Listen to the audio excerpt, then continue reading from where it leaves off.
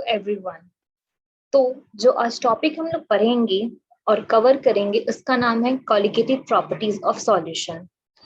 तो इस टॉपिक के अंदर हम देखेंगे कि कॉलिगेटिव प्रॉपर्टीज होता क्या है, वो किस पर डिपेंड करता है और वो कैसे चेंज होता है। तो हमें पता है कि जो भी हमारा सॉल्यूशन है वो किस चीज से बनता है। अगर ये हमारा सॉल्यूशन है तो इस सॉल्यूशन में हमारा सॉल्वेंट होता है प्लस सॉल्यूट होता है।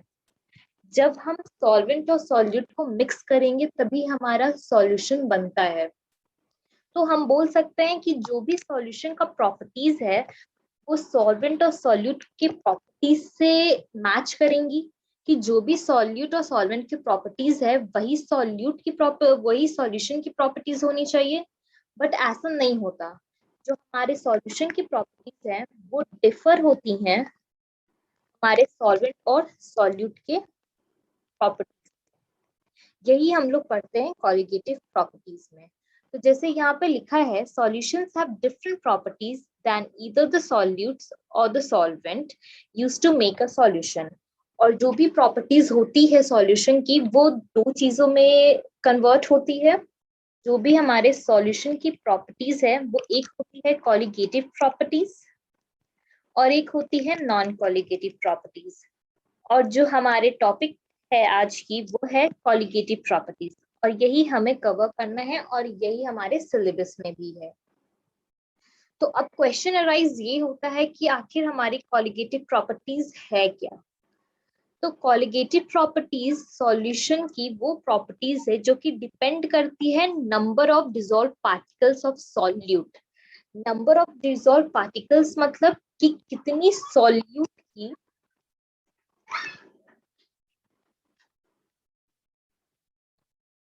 सॉल्यूट की नंबर ऑफ पार्टिकल्स है। पार्टिकल्स यहाँ क्या हो सकता है, पार्टिकल्स हमारे आयंस हो सकते हैं, मॉलिक्यूल्स हो सकते हैं। तो कितनी नंबर ऑफ पार्टिकल्स है सॉल्यूट की वही बताएगा हमारा प्रॉपर्टीज एक सॉल्यूशन का। तो जो नंबर ऑफ पार्टिकल्स यहाँ लिखा हुआ है तो क्या फिर हम लोग सॉल्यूट के कितने पार्टिकल्स है ये हम लोग गिनने बैठेंगे कि अच्छा एक है, दो है, तीन है, चार है? नहीं, ऐसा नहीं होता है, क्योंकि जो हमारे आयंस होते हैं, जो पार्टिकल्स होते हैं वो काफी स्मॉल साइज में होते हैं। तो हम कैसे बताएंगे कि किसी सॉल्यूट का जो नंबर ऑफ पार्टिकल्स है ज्यादा है या कम है। तो नंबर ऑफ पार्टिकल्स हम लोग किसके रिस्पेक्ट में देख सकते हैं, हम लोग यहाँ पे मास के रिस्पेक्ट में देख सकते हैं, मोल्स के रिस्पेक्ट में देख सकते हैं, मोल फ्रैक्शन के रिस्पेक्ट में देख सकते हैं। कि अगर किसी का मोल फ्रैक्शन, किसी सॉल्यूट का मोल फ्रैक्शन ज्यादा है तो उसमें नंबर ऑफ पार्टिकल्स ज्यादा हैं। अगर हमारा मास ज्यादा है तो नंबर ऑफ पार्टिकल्स ज्यादा है, मोल्स ज्यादा है तो नंबर ऑफ पार्टिकल्स ज्यादा है। तो यहाँ पे कॉलिगेटिव प्रॉपर्टीज की डेफिनेशन यही बताती है कि जो हमारा सॉल्यूशन का जो प्रॉपर्टी है वो डिपेंड करता है हमारे number of particles of solute के। और बेसिकली चार प्रॉपर्टीज होती हैं सॉल्यूशन की। फर्स्ट है ऑस्मोटिक प्रेशर, कि हमारे जो ऑस्मोटिक प्रेशर में क्या चेंज होगी जब हमारा नंबर ऑफ पार्टिकल्स चेंज होगा। वेपर प्रेशर में क्या चेंज होंगी, बॉइलिंग पॉइंट में क्या चेंज होंगी, फ्रीजिंग पॉइंट में क्या चेंज होगी। तो हम लोग बेसिकली इसमें देखते हैं कि अगर हमारा जो नंबर ऑफ पार्टिकल्स है सॉल्यूट के, अगर हम उसको बढ़ा दें, अगर हम उसको इंक्रीज कर दें या फिर हम उसको डिक्रीज कर दें तो क्या चेंजेस दिखती है। वेपर प्रेशर्स में क्या चेंजेस मिलेगी हमें, बॉइलिंग पॉइंट में क्या चेंजेस मिलेगी, फ्रीजिंग पॉइंट में क्या चेंजेस मिलेगी। इसी सारे चेंजेस को, इसी सारे प्रॉपर्टीज, सॉल्यूशन के प्रॉपर्टीज को हम लोग यहाँ पे पढ़ते हैं। तो जो सबसे पहला प्रॉपर्टीज जो आज हम लोग पढ़ने वाले हैं वो है वेपर प्रेशर लोअरिंग, कि कैसे हमारा जो सॉल्यूशन का जो वेपर प्रेशर है वो लोअर हो जाता है। और वो लोअर क्यों होता है, because of the number of particles of solute. तो जो हम लोग आज पढ़ने वाले हैं वो है लोअरिंग इन वेपर प्रेशर। तो इसके लिए आज मैं आपको एक्सप्लेन करूंगी ये अच्छे से। देखते हैं। तो जो हमारा सॉल्यूशन है हमें तो सब पता है, ये सबको पता है कि जो हमारा सॉल्यूशन है वो दो चीजों से बनता है, सॉल्वेंट एंड सॉल्यूट। और जब हम लोग प्रॉपर्टीज जब हम लोग डिफाइन करते हैं सॉल्यूशन की, या फिर उसको हम लोग डिराइव करने जाते हैं कि ऐसा क्यों हुआ, उसमें हम लोग क्या एज्यूम करते हैं कि जो हमारा सॉल्वेंट है ये हमारा वोलेटाइल नेचर का होगा, और जो हमारा सॉल्यूट है हमारा नॉन वोलेटाइल नेचर का होगा। अब क्वेश्चन है कि वोलेटाइल नेचर क्या होता है, वोलेटाइल क्या होता है? तो वोलेटाइल हम लोग उसको कहते हैं, उस सब्सटेंस को कहते हैं जो कि वेपर फॉर्म कर सकता है, can form vapour, whereas non-volatile which do not form vapor। तो यहाँ पे हमने देखा कि जो हमारा सॉल्वेंट है वो वोलेटाइल नेचर का होगा, जो सॉल्यूट है वो नॉन वोलेटाइल नेचर का होगा। अब हम देखेंगे कि आखिर हम देखे हैं, तो हमने एक बीकर लिया, ठीक है, हमने एक बीकर लिया और इस बीकर के अंदर सिर्फ हमारा सॉल्वेंट है, और समझो हमने उसको एज्यूम किया कि ए हमारा सॉल्वेंट है, ठीक है, और इस बीकर को हमने कवर कर दिया, किसी भी चीज से आप कवर कर सकते हैं, हमने इसको कवर किया। अब हम क्या करते हैं कि जो भी हमारा सॉल्वेंट ए जो इस बीकर के अंदर है उसको हम लोग यहाँ से हीट प्रोवाइड करना स्टार्ट करते हैं, ठीक है, हीट प्रोवाइड करना। तो अगर हम, आप जानते हैं कि अगर हम गैस पे किसी भी बर्तन में पानी रखेंगे और उसमें हीट प्रोवाइड करेंगे तो वो क्या होता है, वो किसी एक टाइम, ऐसा एक टाइम आता है जहाँ पे वो जो पानी है वो वेपर में कन्वर्ट होने लगता है। तो यहाँ पे भी जब हमारा यहाँ पे सॉल्वेंट रखा हुआ है इसमें और हम यहाँ पे इसको हीट प्रोवाइड कर रहे हैं, तो ऐसा कोई टाइम आएगा जब ये सॉल्वेंट हमारा वेपर में चेंज होने लगेगा। तो जब ये वेपर में चेंज होगा तो इसको क्या बोलेंगे, इस वेपर को क्या बोलेंगे, ये क्या एक प्रेशर एक्सर्ट करेगा, तो इसको हम लोग बोलते हैं पी नॉट ए। मतलब ये क्या होगा, ये होगा हमारा वेपर प्रेशर ऑफ सॉल्वेंट, इसीलिए हमने P डॉट ए लिखा, और ए किया क्योंकि हमने सॉल्वेंट को ए एज्यूम किया है।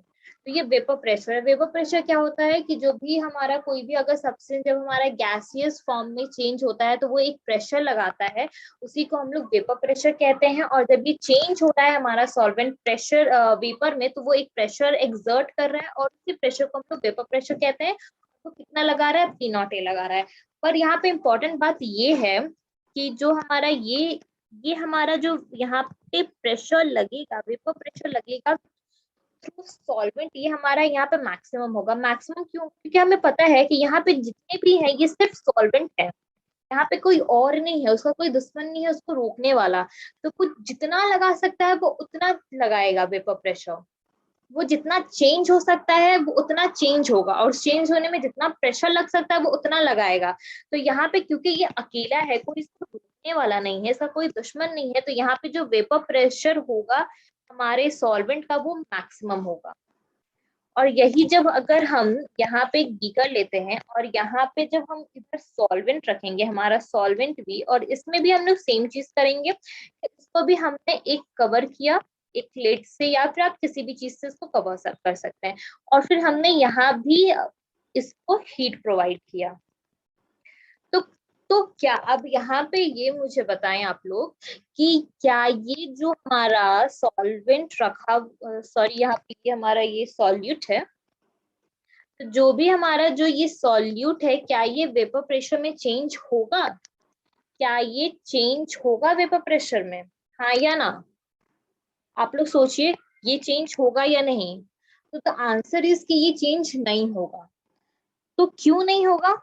क्योंकि हमने पहले ही ऊपर बताया है कि जो हमारा ये सॉल्यूट है ये क्या है, ये नॉन वोलेटाइल है। जो हमने सॉल्यूट रखा उसको हमने एज्यूम क्या किया है कि ये नॉन वोलेटाइल होता है। नॉन वोलेटाइल मतलब कि जो कि वेपर फॉर्म नहीं करेगा। तो जब ये नॉन वोलेटाइल है तो ऑब्वियसली ये वेपर फॉर्म नहीं करेगा, तो जो ये हमारा जो ये वेपर है वो तो फॉर्म नहीं होगा।